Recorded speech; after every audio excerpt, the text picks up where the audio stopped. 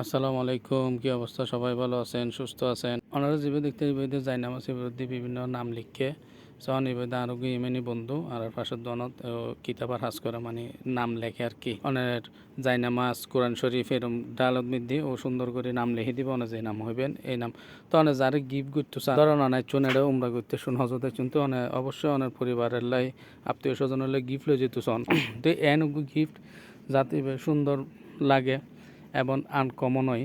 তো এই ধরনের গিফটিং করি তারা নকু যায় না মাছ হুকু কোরআন শরীফ এই দুয়া একসাথেও পাইবেন আবার আলাদা আলাদাও পাইবেন। তখন দুয়া একসাথেও লইলেও সেম দনুয়া একই সেম যারা দিবেন ওর নাম লিখে লইলেন ওরে দিলে ওই বা আরবি মধ্যে লিখে দিব না বুঝিলেও ট্রান্সলেট করে লেব দেখুন ও মানে খুব সুন্দর করে লিখে দিবে লেখানোর পর গোল্ডেন কালার রং করে দিব।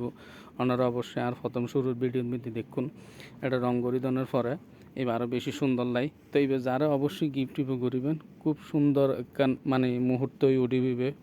আর এবার সবসময় যেহেতু কোরআন পড়িব নামাজ পড়ে অবশ্যই ও অনের হতা মনত পড়িব। তো আর কি স্মৃতিময় তাইব এক কথায় দিয়ে এনগু জিনিস গিফট করতে লাগুন এবার যারাই দিবেন ওর হাসে অনের আজীবন স্মৃতি হয়ে তাইব। তো এটা সন এটা মকদ মিদ্দি লেখে এই ফ্লাক্স দেখতে লাগুন এইগুলো মিদ্দিও লেখে তারপরে সাবের রিং আর তার ব্রেসলেট ব্যাগগুনত। তো অবশেষে আর ভিডিও ভালো লাগলে ওনারা ব্যাগিনে কমেন্ট করিবেন, লাইক করিবেন, শেয়ার করিবেন এবং বন্ধুদের চাইবার সুযোগ করে দিবেন।